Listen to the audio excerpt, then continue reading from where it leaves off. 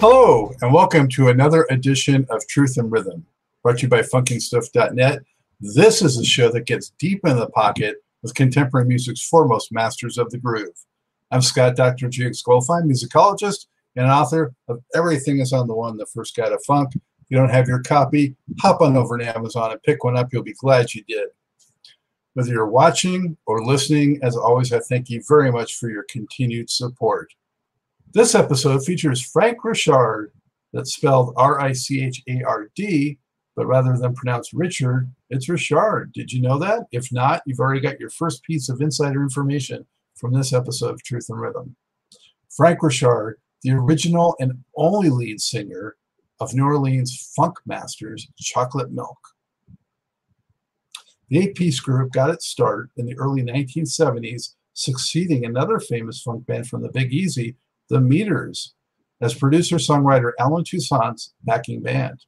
Signed to RCA Records, the only recording home Chocolate Milk would ever have, the group released the first of its 8 albums with 1975's fantastic Action Speaks Louder Than Words. Other notable albums included Chocolate Milk's self-titled release in 1976, We're All in This Together in 1977, and Blue Jeans in 1981. The latter two had superior title tracks, and their entire catalog included hits and deep funk cuts like My Mind Is Hazy, Pretty Pimpin Willie, Let the Music Take Your Mind, I Refuse, Grand Theft, Girl Callin, the amazing jazzy funk track that first got me into the band, Say Won't Ya, Hey Lover, Running on Empty, Honey Bun, Take It Off, Who's Getting It Now, Sweet Heat, the ballads, Keep It Coming, Over the Rainbow, and How About Love, the mid-tempo, Groove City, and the instrumental, Pluck It. Interesting Chocolate Milk fact: Let the Music Take Your Mind is not the Kool and the Gang song, and Over the Rainbow is not from The Wizard of Oz. These are actually original compositions, and I might add, as good or better than those, to say the least. A classically trained and college-educated music major, Richard's versatile singing voice allowed the band to blend elements of dozens of other popular group styles into their own funk gumbo. In that sense, Chocolate Milk was similar to the chameleon-like Bar-Kays, who ironically the group would end up replicating when Bar-Kays producer Alan A. Jones produced Chocolate Milk's final 2 albums. During that period, Bar-Kays and Chocolate Milk band members worked on each other's albums as well. Those would be the band's final works, as by 1983 they parted ways with RCA and never produced another studio LP. Alas, while Chocolate Milk did notch 3 top 15 R&B chart hits and sent another 3 into the top 40, and also toured with a who's who of funk, the group never rose to the success and notoriety level of its leading contemporaries. I'm talking about bands like the Commodores or Earth, Wind & Fire. Then below that would be your Cameos, your Confunctions, and then groups like Chocolate Milk. However, given Richard's great talent and that of the rest of the band, and how amazing they sounded with all cylinders firing, a lot of the blame must be laid at their record label, management, promotion, or lack thereof, and just extenuating circumstances. Fortunately, Chocolate Milk never stopped performing and continues to do so to this day. Here, Richard tells all of the fascinating Chocolate Milk history, the high points, the low points, turning points, and everything in between. He gets into what made the band so special, the creative process, the albums, the tracks, the should-have-beens and could-have-beens, and other fascinating aspects of his life. As you'll see, he's a bit of a live wire and a highly detailed storyteller. I had a great time with Frank Richard, and I'm certain you will as well. It's a long one, but well worth the journey and broken into 3 segments to make it easier to go down. As a matter of fact, I think you'll find it all goes down as smooth and sweet as chocolate milk. Hey, I am so pleased to welcome to the Truth and Rhythm rocket ship, Mr. Frank Richard, the original lead singer and composer of New Orleans funk giants Chocolate Milk. Good afternoon. Hey. Hello. Hi, Scott. It is wonderful to be here again. I'm again in New Orleans, if you can see that. And it's not raining here. It's wonderfully hot, as usual, as New Orleans is. And I'm just thrilled again to see you guys. So Well, I'm just looking forward to a wonderful conversation. Thank you. thank you for being here. Much appreciated. It's not every day I get to, have a show that involves one of my favorite foods and one of my favorite bands. So, Right place. We're in the right place. Thank you so much for that. Yeah, this is the Big Easy for real. So when you talk about laid back and you want to come on, stay down here, you be prepared to do nothing and eat a lot of wonderful seafood and all the spicy foods of what we have, Zatarans and all of that stuff, that Cajun stuff. So yeah, I've had the but pleasure. I've had the I pleasure to guess be that there goes with a the few funk. times. Yeah, yeah, yeah. So maybe that's why we have that funk gumbo happening all the time. So uh, that's probably why we got what we got. So in chocolate milk, But so yeah. All right, well, let's get into that, Frank. Let's So, go. but first, before getting to the exciting chocolate milk stuff, I want to Yes. lead up to that a little bit. So, could you Yeah. tell us, you're from New Orleans originally? I'm not sure, but where are you from originally, and what was your childhood like, and when did you get into music? Yeah, I was born in New Orleans. Again, we have the Richard name again. The culture, a little bit of Haitian Creole going on, and I went to a big name school here in New Orleans, and it's kind of like all over the country. It's known for its marching band. So St. Augustine High School is what it's called. And so I went to St. Augustine High School. I did not get in the band. I was in music, but I didn't play an instrument other than piano and vocal. And so at the age of 14, around that age, got into St. Augustine High School. A little bit before that, I took piano lessons at the age of 12. And there were lots of great piano teachers here, especially performing wise, and so I was able to get piano. Taking you back just a little bit further than that, my dad played piano, um, and he would play a lot of Fats Domino. So through all our house, we had nothing but 45s. During that time, 45 RPMs. There was some of the big records we had. The 78s. They were big, but most of mine I was always listening to 45. So and during that time it was, the big Stax records and the Motown, and so all around that time we just had records on top of records. I used to listen to them all. Elvis Presley was so big in the house, and we used to listen to a lot of pop radio all the time here in New Orleans, and so that was kind of my world, and singing downtown. A guy singing the song downtown. Tula So Clark. we, Yeah. Petula Clark, so that takes us way back. And so I used to listen to all of those things, but my dad actually got the piano when I was about 12 for Christmas. And I kind of got into it through listening to so many 45s. I listened to so many 45s and da da da da. And then I got to the Four Tops Sugar Pie Honey Bun. Can't help myself. And so I used to love the bass line. Dum, da, da, dum, da, da, da, da, da, da, dum. And I started to try to learn that bass line on the piano. And from there, I just got interested in learning bass lines. And I would learn the bass lines. And then before you know it, I was actually playing chords. Then by that time, my family was looking at me like, well, this boy is actually playing all of this stuff, he's just picking it up and he needs to get some lessons. So around 12 or so, I met Jermaine Basil. She's a jazz singer now, but she was a pretty good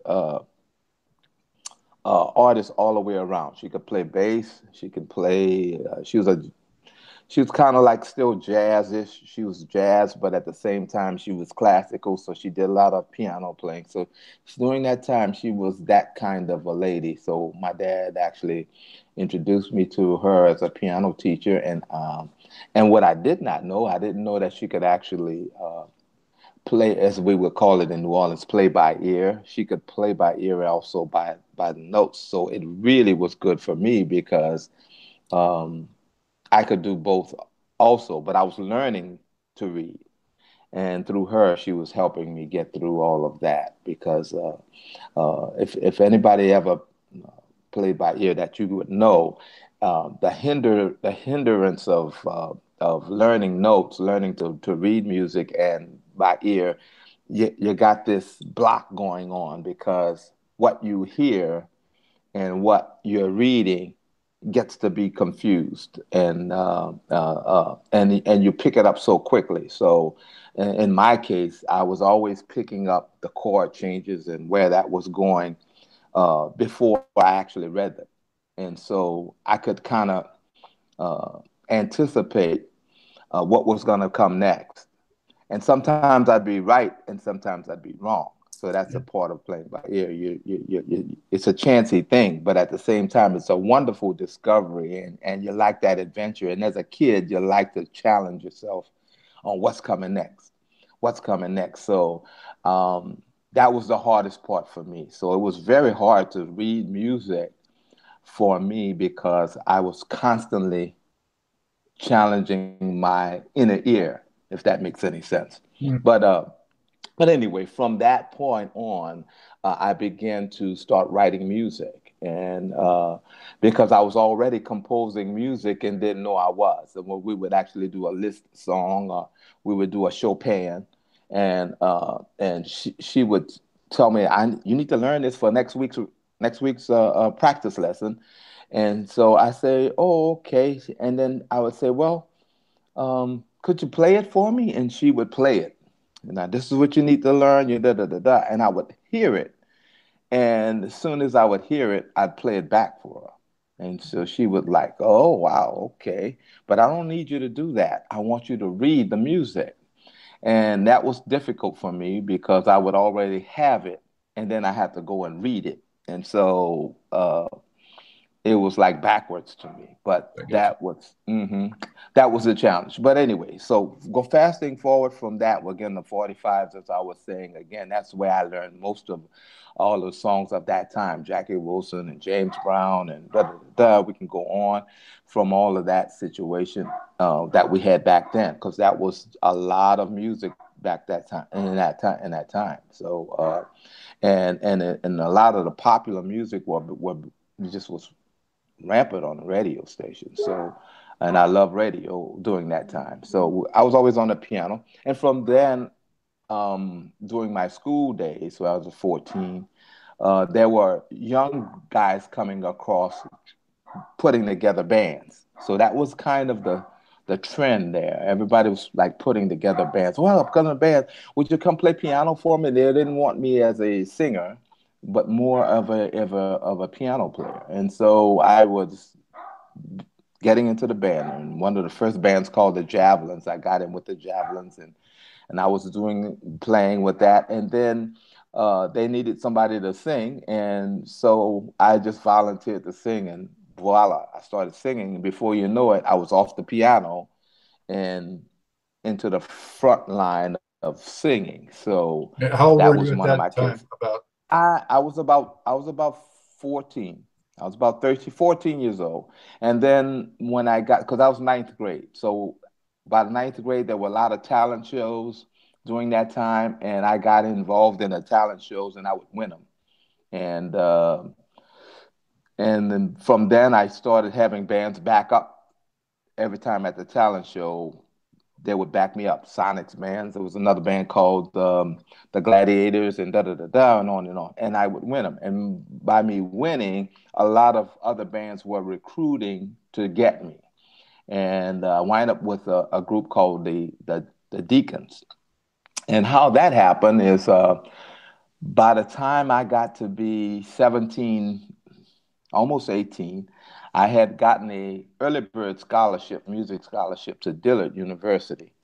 And Dillard University had a slew of vocal musicians. Everybody wanted to be go into music vocally, and so we must have had at least about 200 to 300 vocal people going into music.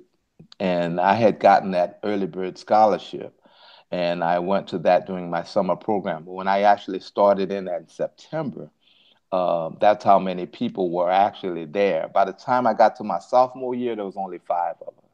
Mm. That's how that theory class was kicking butt during that time, and it was what everybody loves to sing, but the price that you had to go through learning all of the theory and staying up to date on it and passing all the tests at the same time was So you was stuck uh, it was out. a That was difficult. quite a So credit to you at the time.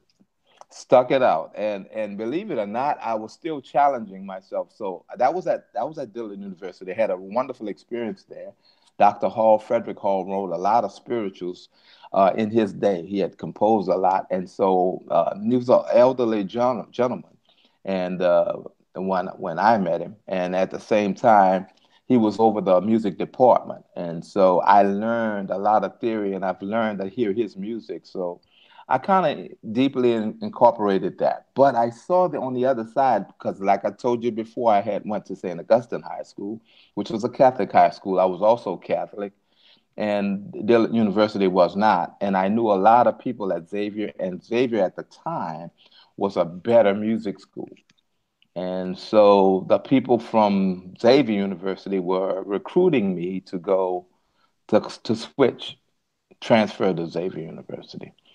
So I did, and I met Lionel Hampton. Lionel Hampton was at Xavier University. Ellis Marcellus was at Xavier University during all those times. So we had a lot of named people that was there. So I wound up graduating from Xavier University, magna cum laude, from there, and that was the time when I got with what we call the Deacons Band. And the Deacons Band was some guys that was from St. Augustine High School.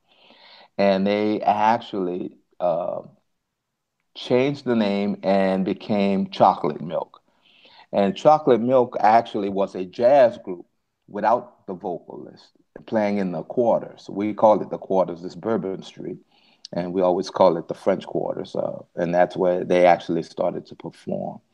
But it wasn't until the owners were saying that y'all playing a lot of jazz and that, but we're having a lot of competition from other bands, and they're playing funk music, and you need a singer, and da da da da. And that's how I got recruited into Chocolate Milk, and that must have been about 1973. Okay, let me stop you there. Mm-hmm. Wow, Right. very Mm-hmm. impressive scholastically, Frank. Wow. Mm. I was, Much. like I said, I was a guy that was always yearning to learn more and more and more, and that helped me go through all of those things. That's And great. so, So, did you have to audition for Chocolate Milk, or how did they choose you as a singer for the group? I actually, and taking back a little bit, I was I'm going to take you back to a little bit when I was at Dillard because I had the early bird. I was still there. In my sophomore year, I didn't leave Dillard until after my sophomore year. So I was there at Dillard. And like I said, it was very challenging. We had to have 21 hours. So I had 21 hours to study. And I also had United Parcel uh, during that time. It was like a 5 hour. I would work from 11 in the morning to about sometimes 7 in the morning. And then sometimes they make the shift almost to 8, which I had an 8 o'clock class. So I had to rush from there and go right over there. And so it was that kind of a thing during that time. And when I had my opera, because I doing Dillard at Dillard University vocally, we sang a lot of operettas and operas and little recitatives to that and the whole bit. And so we had performances to do in the cathedral, in the cathedral part of Dillard University, and all of the music students would come, and then they would invite all of the school to come. So at that time, a lot of the St. Augustine students that was there saw me perform, and they were recruiting me from that.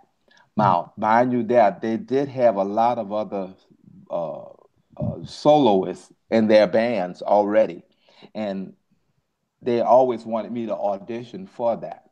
Um, the problem, again, for them, not for me, was that although I was auditioning, they were already sold on me. It was just the people that already had a job as a soloist had to come up to par to keep their job.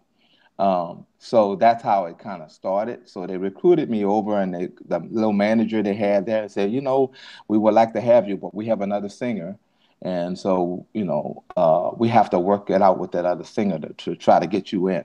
Uh, so it was that kind of thing. And that's how it was with the Deacons. That's how it was with Chocolate Milk. It was the same kind of thing. Everybody had heard about me from that. They liked the tone. They liked where I was, and also my ability to uh, to know the music very well. I would catch on and help them learn it through, and the rehearsals were easy. So we would learn like a lot of Herbie Hancock. During that time, it was Herbie Hancock had a big record out called Headhunters, which was a big record, Chameleon, and a lot of bands were struggling to play that and play that with the changes that was actually there. Some people made up theirs, but we were like dead on, and people were coming by to see. So we had gotten like little contracts to perform at clubs. So again, here I am, 21 hours at school, go to United Parcel, and then I also had the it was called the Horse at the time, the Horse Club, and had to go to the Club 77 in the Horse Club, and it usually started around 7 p.m. and then end around, we would play till about maybe 10, sometimes 11. And so that was enough time. By the time I finished, it was time for me to go to United Parcel and da da da da. So that was my whole ritual of all of it. You know, Frank, hearing you tell that routine, you know, I think back when I was in college too, and at one point I was working like a full-time job. Right. And I look back and I was like doing disc jockey work. And I'm thinking, how on earth did I ever do all that? You know? That's exactly how. How in the world? No sleep. When did I eat? It was just like, it was crazy. But I do remember a lot of the times that because I was a sorter, I was first taking boxes out of the big box line. They have the big trailer truck, the 18-wheeler, and we had to take things out of that and put it on the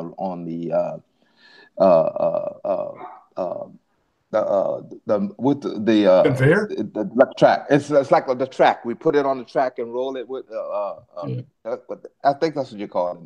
But we were putting it on that, and it was how fast you could get it out. And usually they put two unloaders, we would call it, unloaders, and we'd have to unload that and take it.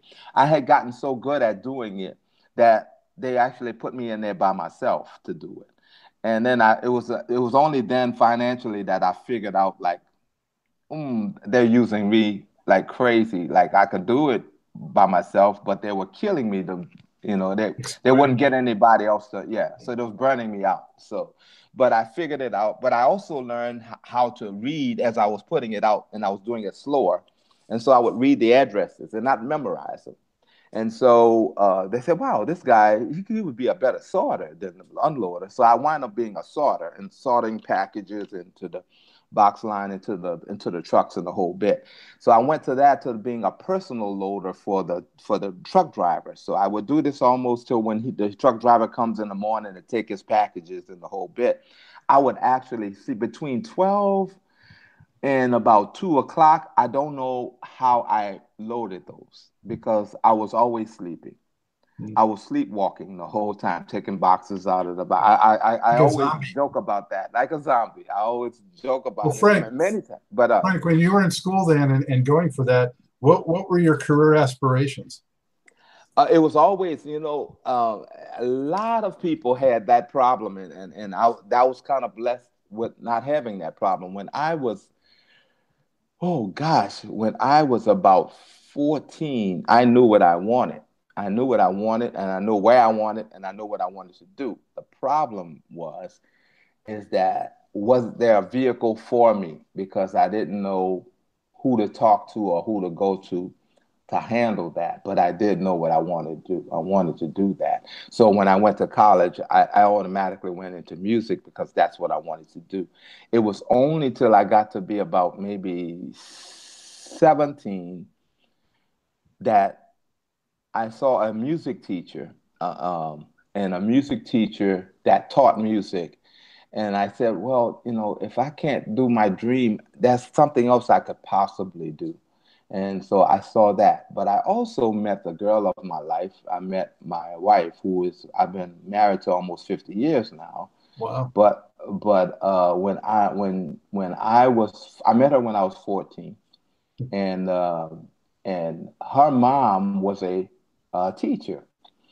She herself became a teacher later. She was a dancer and she became a teacher. And so, but that was from her mom that would always, you know, say, you know, you can teach music. There is a field where you teach music in the New Orleans public schools. So I didn't know anything about that. Somehow, when you were doing And all that stuff around the clock, you still found time for a girlfriend. that through all of that, isn't that something? And that's our hats off, because, like I said, all of these years, after all these years, she's still, you know, because you know how well, us musicians and the traveling, you know, she was a lot of times left behind, and so it's a big tribute to her courageous courage and her love. It was just so big, and I am blessed. I appreciate it, and I try to never forget it, and it kept me going. So and I actually didn't, you know, that's why I say how life is, but really I didn't want it that way. Even though I had her as I knew that music was what I wanted, and I knew that probably wouldn't be a place for her, and she saw otherwise. But I was against it. I was like, I don't think this is gonna work, you know. But she stuck with it, and so that was the deal. What her mother, which happened to be my mother-in-law, we had a great relationship, and she introduced me to music as a music teacher, and that's when, at the age of maybe 18, 17, 18, is when I thought, I could possibly do that. But here's the big thing. The big thing is, after I got to be 18 and we were in the clubs and we were doing so well, there were producers looking for us, because at that time there were what we call self-contained bands all over the place during that time. Everybody was having a band. And so when I started playing at the club at the Horse, Alan Toussaint at the time, who had the meters, was looking for another self-contained band. And the meters were taking off. They were going to their own labels and da-da-da. So he was looking for somebody else. And we were told of that. And so the meeting was happening one in the middle of the week, and it was in the daytime, and I was figuring out how I'm going to do this, because I'm working, I'm doing this, I'm doing that, and I had to cut classes to actually try to get to the meeting at the studio to try to talk to them about us possibly working with Alan Toussaint. And during that time, Alan Toussaint already had two contracts, one with Warner Brothers and one with RCA Records. And he and his manager at the time, Marshall Sehorn, was taking our songs to those two companies. RCA gave the best offer. And Frank, who was the leader of Chocolate Milk at that time when you first got it? The leader is still, at this time, is Joe Smith. It hasn't changed. Joe Smith, we call him Joe Fox. He's the trumpet player. And taking you back there, I was not the original member of Chocolate Milk, because Chocolate Milk was a jazz instrumental group. There's only 4 pieces. It was drums, trumpet, saxophone player, and organ piano player / That was it. That was the 4. And it was only until the owners asked for that they needed to have more. They needed to have a lead singer, and they started to look for a lead singer. I am the only lead singer they ever had. I just didn't start immediately with Chocolate Milk. It was a jazz group first. And Joe Smith, who's Joe Fox, the trumpet player, he was originally with that group, along with Amity Castanel. So that's sax player. Do you know what the origin of the name was? The origin was Chocolate Milk. It was always Chocolate Milk. But why did they call it that? Well, at the time, again, everybody was thinking about how they can actually come up with a name that would be indicative of the sound that they had. And although they were playing jazz, they were really funk, but they played jazz very well, but they were really funk. So they had a melting pot of all of it.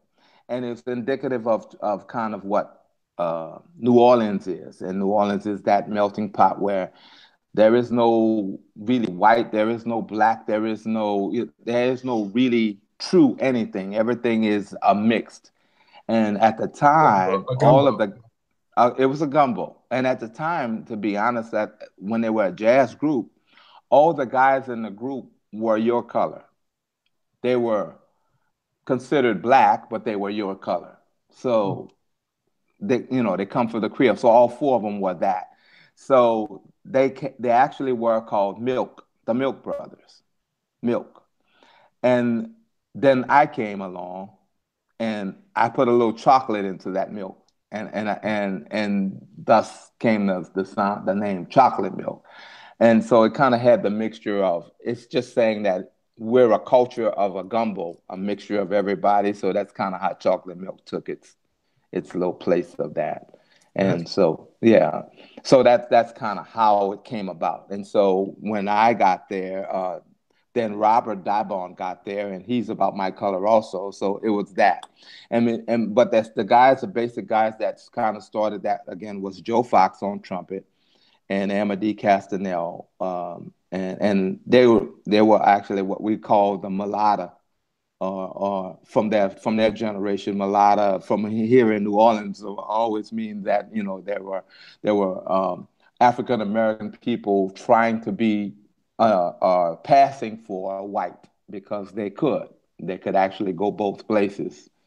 Unless somebody did their research and saw that were their neighborhoods where they came from. But usually that's what they did. So that was kind of the culture that happened here in New Orleans. So, and that's how I, fast forward, that's how I got to Groove City, and I wrote Groove City. It was about the culture of all of it. And so, and that's kind of tying with Chocolate Milk. So, so like all the other groups during that time, Wind and Fire and everybody had a concept of what that was. Ohio players were from Ohio, and most of the time their kind of culture was about their pimp mentality of how they played on, not only played music but played on women and actually used that pimp technique, and so they became the Ohio players using that. Yeah, that was one of my favorites right there. Yeah. So you connected with Alan Toussaint, and you became his band somehow. Right. So well, yeah, he actually recruited, like I said, Marshall Seahorn, which was his manager. He worked that out with RCA. We got the deal on RCA Records, and RCA was not really at the time a funk label. So the A&R and the president of A&R at that time was, I think, Ray Harris. I'm sorry, Ray Harris, and Ray Harris. He was over the A&R there, president of A&R, and for funk, he kind of handled that. But they didn't really handle it. They were very new to all of it, and they made a lot of mistakes with it, trying to make that happen. But they loved the group, and they loved the sound of the group. They loved what we were doing. Alan Toussaint was, to be honest, not really considered on RCA and the Warner Brothers as a funk guy. He was really a pop guy that wrote a lot of the songs that was indicative of that time. So for the dating game, the dating game song, he wrote that, and that was kind of like Whipped Cream. He wrote those kinds of songs, and they were like pop songs. They weren't really funk songs. So he was able to pass through that without any problem getting that done. Not with any problem, but it was less of a problem than it was for us, because we were a funk group on RCA Records, which was pretty tough. And there was only one other that was closer to us was a self-contained group, and it was called the New Birth Band. And the New Birth was, they were on RCA Records too, but they weren't really funk, but More soul, yeah. More so, you know what I'm saying? So it was tough to really do us the way they would like to market us. They didn't really do a great job doing that, but we got the best out of that, and as much as we could. So our first record, Action Speaks Louder Than Words, we put that out, and it went to about like number 14 or 15 on Billboard charts for R&B. And during that time, that was considered a nice little hit. So we were able to, travel and tour. We toured with the Times. The Times was another RCA group, TYMES. The Times was their older group. They were older, but we toured with them, and because they was on RCA Records. And see that again, we didn't have anybody just a little bit of time. Was that their song? Give me just a little bit more time. Just more time. That's exactly what it was. Yes. Yep. So that was a group, and that's what we went on to them for a while, and then we came out with another. After Action Speak Louder Than Words, we came out with another album. Hold on, Frank. I want to talk to you about that album. Yeah. Let's hold our horses on that one, because the first album, that album deserves some discussion. To me, it was a great debut. And I want to point out some specific tracks that were on there for the viewers. Of course, a great title song. I also really liked My Mind Is Hazy. That was really Mind Is Hazy. Yeah, real funky. My Mind Is Hazy. Yeah, great horns. The horns were phenomenal. Yeah. At that particular time, during our time, if I could remember, a trumpet and sax player that actually they thought and played whatever they thought, it came as a one.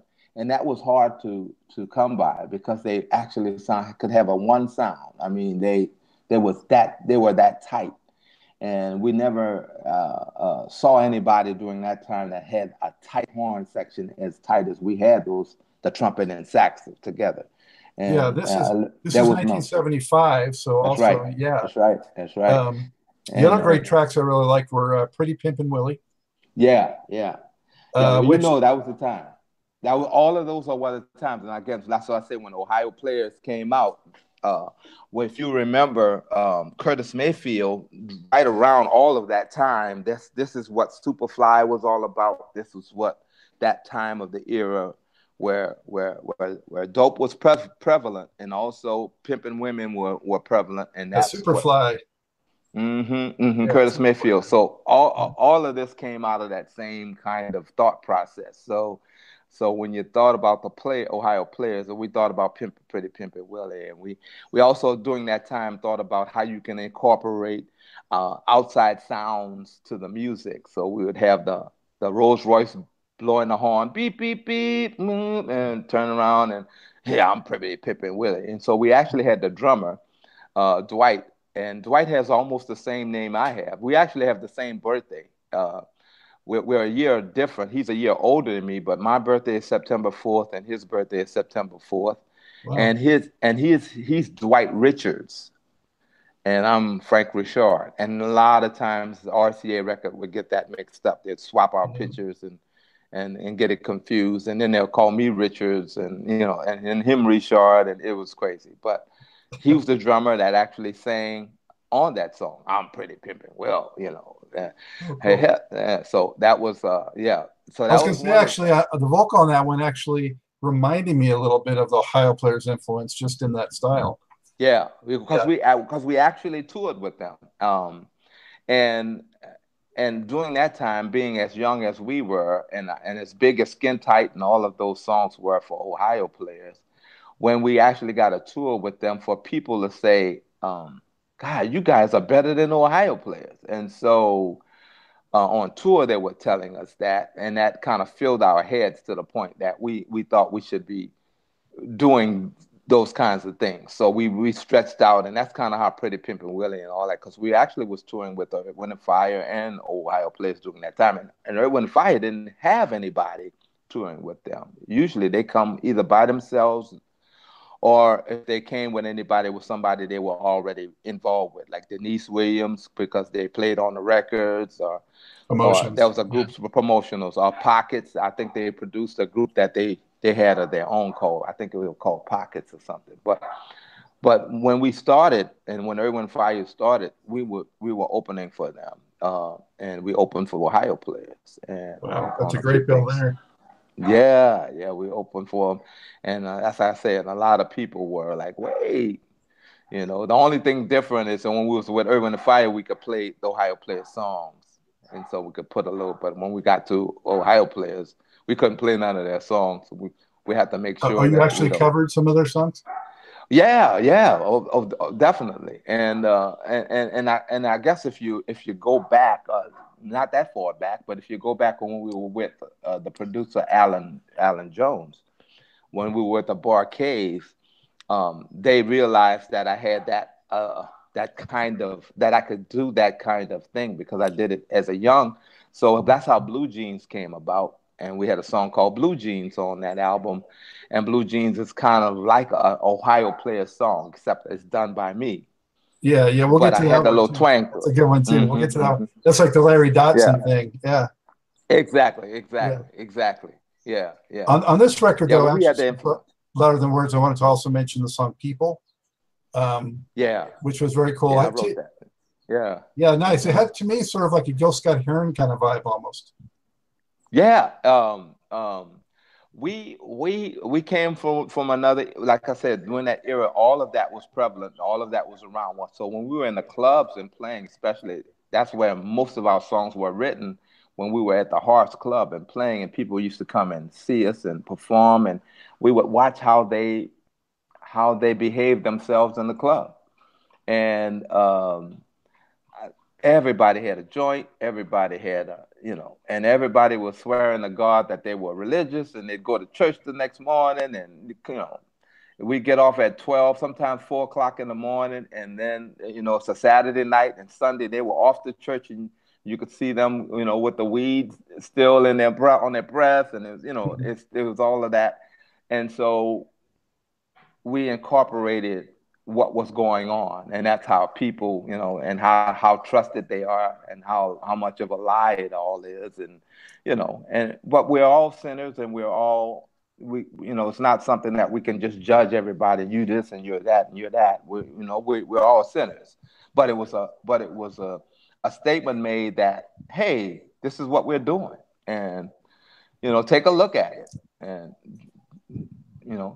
make a decision on yourself, or if you want to be saved, ask God for forgiveness and really mean it. So that was the song. If you want to be saved, ask God forgiveness. And the horn parts are naturally, that the arrangements came from Joe and Amity together, and it worked really, really well. It did, yeah. The whole record, just very impressive debut. And I got to ask you also, Frank, about the cover. The cover had a very young, attractive lady on it. Was that cover also influenced by the Ohio players? Yes. And did you get some controversy on that cover? Well, not a lot of controversy from any artist, but the controversy in itself about how women are exposed and during that time, and it was good and bad. It wasn't all bad, and it wasn't all good. It was just like about half and half. But the point of the matter is, it helped sell the album, because everybody, when they looked at it, that was the first thing that attracted them. Especially the guys. Right, especially the guys. And the women too, but especially the guys. And so that was the big catch. And yeah, you're right. I mean, because we toured and we did so much with the Ohio players, that was one of the reasons why we came up with that. Plus, as I said before, RCA Records, the A&R people and marketing people, they really did not know how to handle a group like us, an African-American group who plays funk like us. So the only thing they can actually put it with is Ohio players. Right, they had to have a template to go off of. Exactly, and so that's why they went with that. So they rolled with that because that was the first thing that was going on. So we went that, and then ironically, LZ White, who was the manager of Ohio Players, came to recruit us and wanted to manage us. So that made it further what it was to be. So we had that happening. Well, for you guys, I mean, the cover though showing the breasts, was Right. a tie-in though actually to the name of Chocolate Milk, so it kind of worked Right.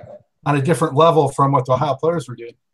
That's exactly right. In fact, that's what LZ White had said, the manager, when he said chocolate milk. That's a nice name. Da da da da. We can use the breast and da da da da. So all of that came with that idea, because we really didn't have an A&R person really doing that for RCA for us. It was that happened with Ohio Players. Just like you're saying it, that's exactly what was presented to us, and we thought it was nice as a young kids and about women, and yeah, that's a great. Hey, I know that sells albums. Let's go with it. And Ohio Players never challenged it or anything like that. We didn't get any problems. Yeah, I see it. I see it. I see it. Yep. That one's signed by Sugarfoot. Sugarfoot is hilarious, and he would always come in and he'd always say these hypocritical things because he's so funny all the time. And every time we'd make a statement, we say, "Hi, Sugarfoot," da da da da. He say, "Yeah, it look like you all are trying to outdo us, but I don't want to make all the money. I don't want to make all the money." And the way he would say that, it was such a hilarious guy. He was himself the whole time. When I used to sing that way and try to put that twang on it, that was me. I could actually do it.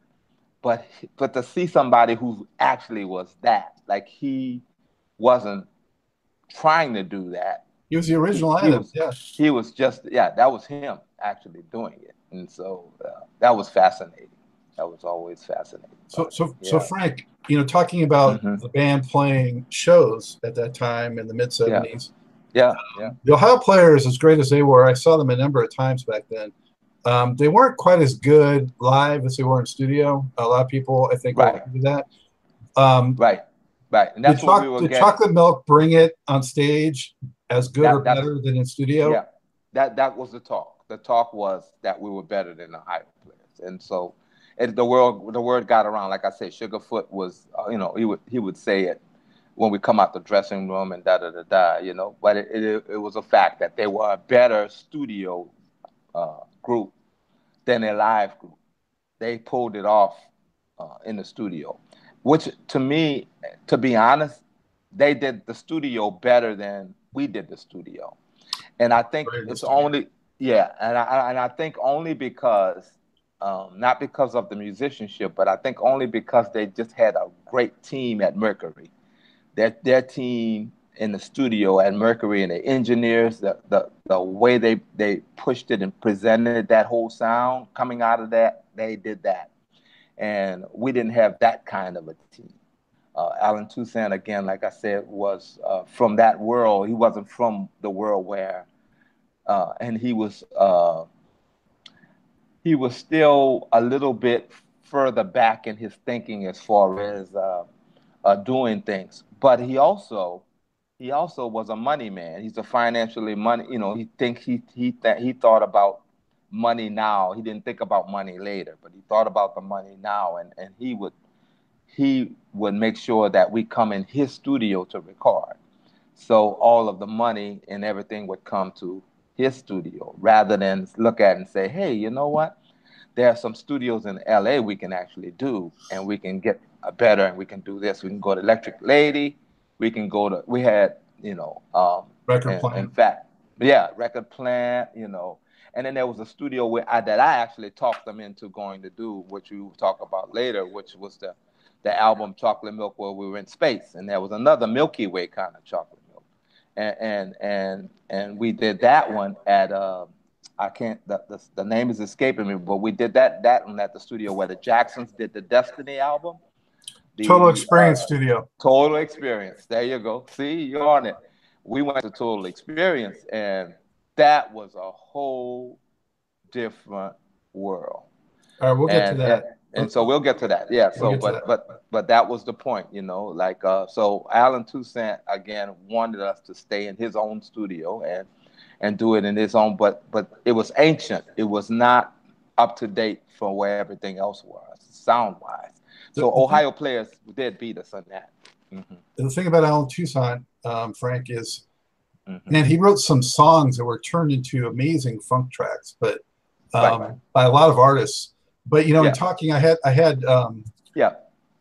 George Porter Jr. on this show from the Meters, and I was surprised when he told me that Alan Toussaint did very little with them in the studio. It was really just them. Yeah. How much did he actually do with you guys? Nothing. Nothing. And I'm telling you that because if he told you that, I'm right here behind him, and I'm telling you that's the same thing that happened. That was the downfall of it all. And like I said, Chocolate Milk, as good as a group as it was, and a lot of people heard and said how, wow, y'all guys were really good, because a lot of people here said, man, y'all good, why y'all, you know? But the deal is that if you look at Earth, Wind and Fire, and you look at Cavallo Rafalo, and you look at their management team, and you look at the big Columbia label, everybody was behind that. Like they had Charles Stepney. They had back from Ramsey Lewis Trio, Maurice White and Ramsey Lewis was big. They did they set them off doing the Deo, ba ba Deo, Deo. I forgot the name of that song. It's escaping me. But that was before they actually did their own album. They did that on the Ramsey Sun Lewis. Goddess. Sun Goddess. There you go. On Columbia. So they had a team of people that put them there. And so we didn't have that team. So George Porter is correct on that. So Alan Toussaint did not come into the studio and actually work with us until we did the We're All in This Together album. And so I know you'll get to that, but We All in This Together, that's when he actually came. But when he came, we actually begged him to come because he would never come. But after he did that album, We're All in This Together, we still, myself especially, wanted something more. You know how I was as a young kid. I always wanted more and more. That's how I was. How did you take to being a front person, though? It's one thing to have all that training and be able to sing and have the technical ability, but you know, were you comfortable being the focal point on stage, and did you have to work at that? When I go back to it, when I go back and I listen to a lot of the artists that talk, like Prince, more like Michael Jackson, because when I was young, I was older than Michael, but I wasn't that old. Like he must have been about 10. I was like 15, and I could sing all of his songs. In my falsetto, I would sing all of his songs to write on a.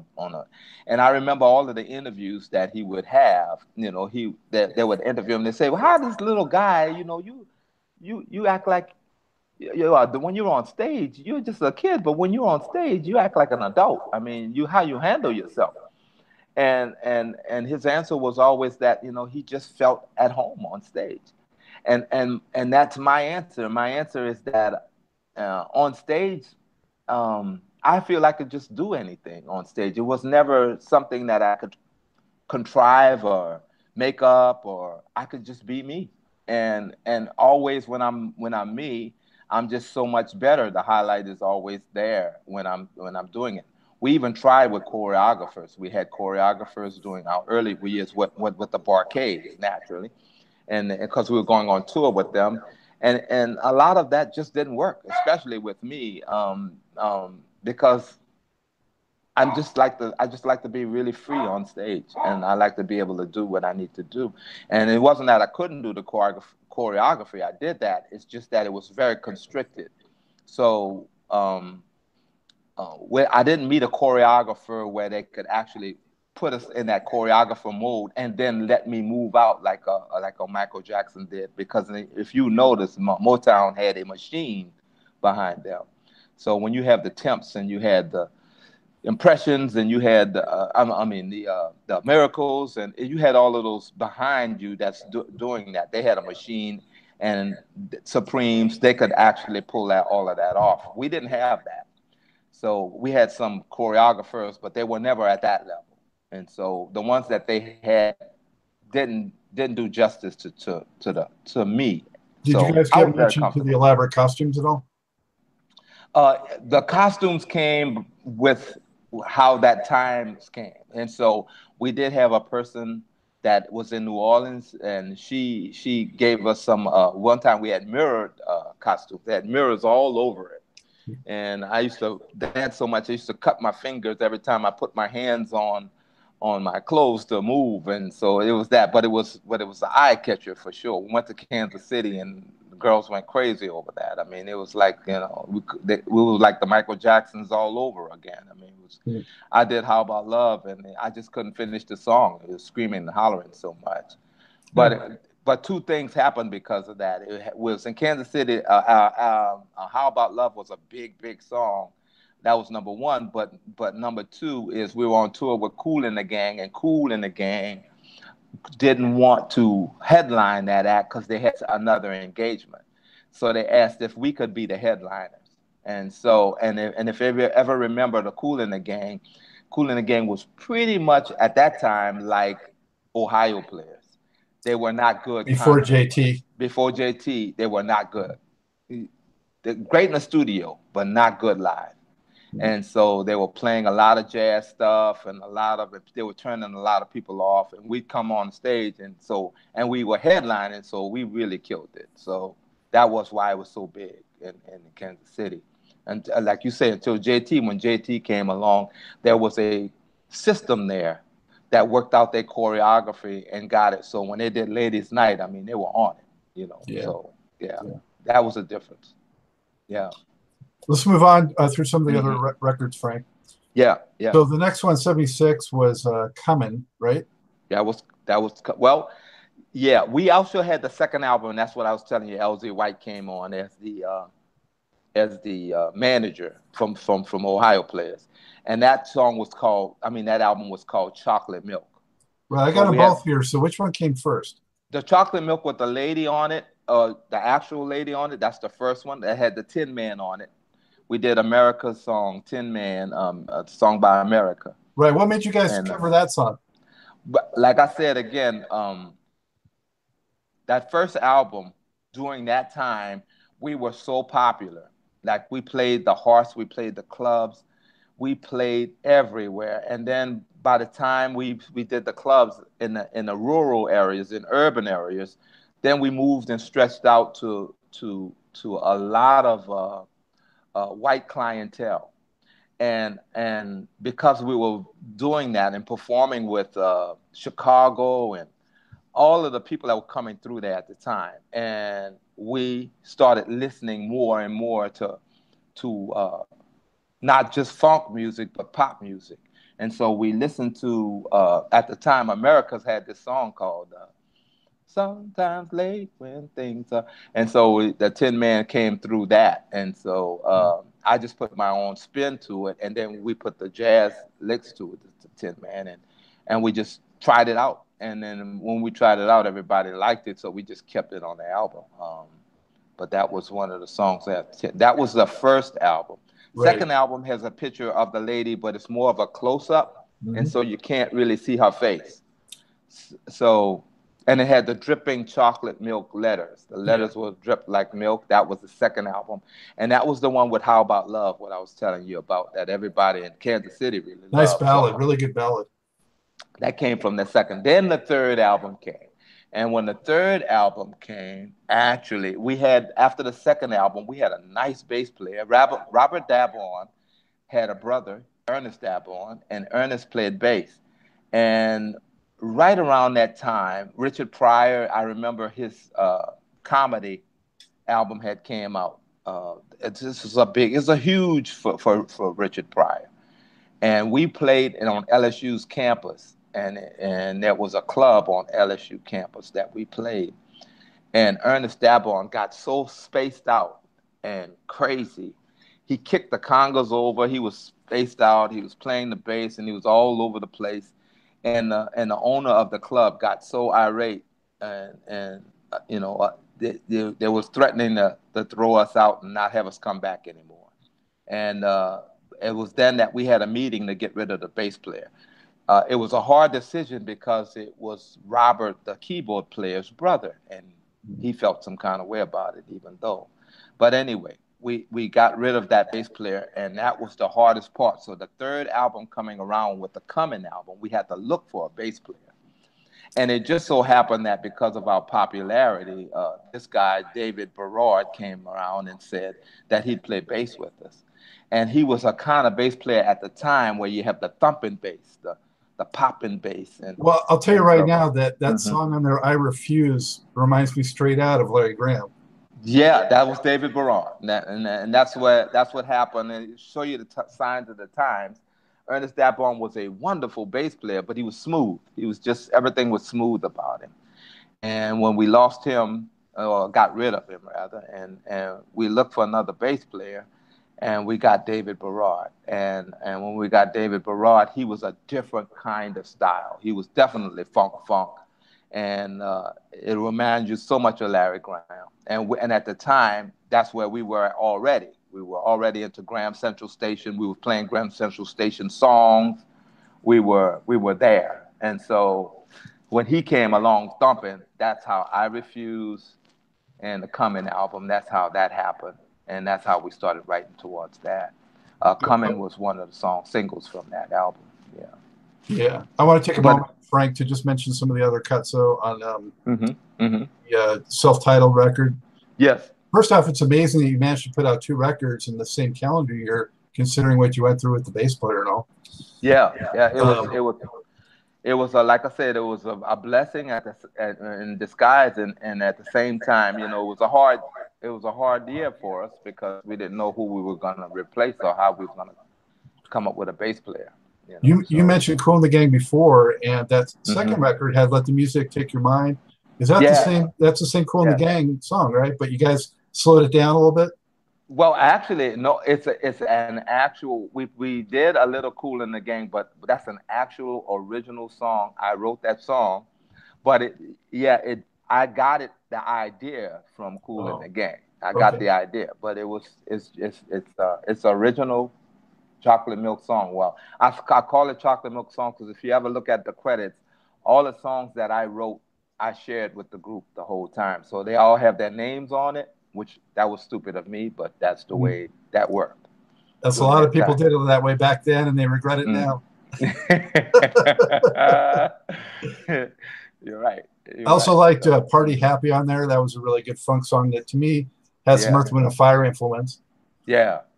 Party Happy is kind of like that. It had a little bit, because we had that relationship all over, like I said, we had that experience all around us.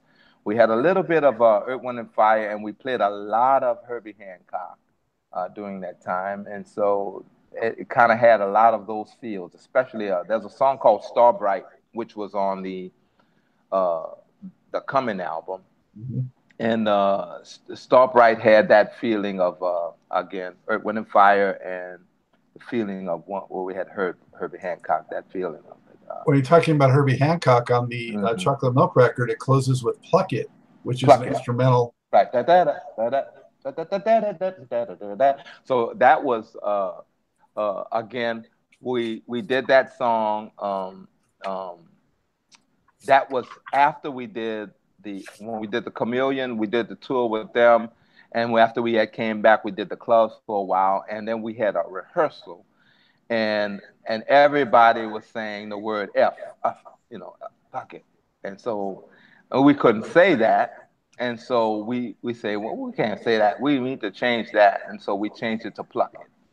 And so hopefully that was going to give the idea of that. But yeah, well, regardless, no matter what, a song called Pluck It, it's got to be funky. Yeah, that's exactly what it was. So what did you do percussion on that, or did you do anything on that? I played percussion on it. I have at the time when I did Actions Speak Louder Than Words, I played the gyro, and I also played bells, and a lot of times I would play the tambourine all the time. So the percussionist on that particular one was I did a little bit of it's a hand drum and a little bit of the gyro, which I did on the Actions Speak Louder Than Words. But I put the gyro up front, so that was the first thing you heard when the song came on. You would hear the gyro.